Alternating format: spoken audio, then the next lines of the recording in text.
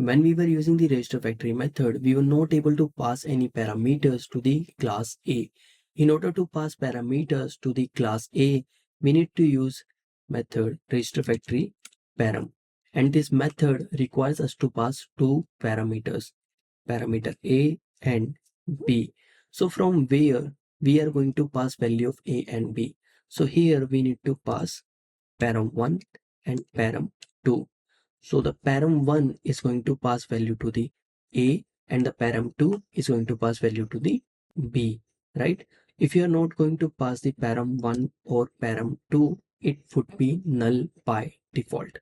So to the param1, I'm going to pass random integer value, right?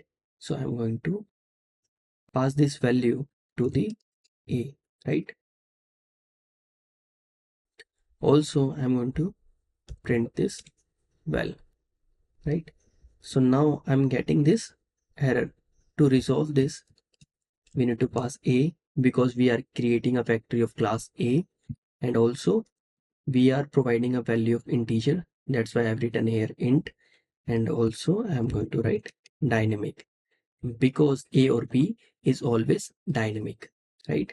Also, I'm going to print the value of B just to show you we are getting null.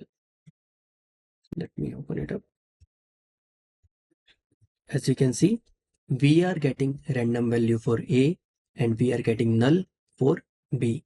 I hope you found this video helpful. If you want to learn more about Flutter, you can subscribe to the channel. See you in the next video.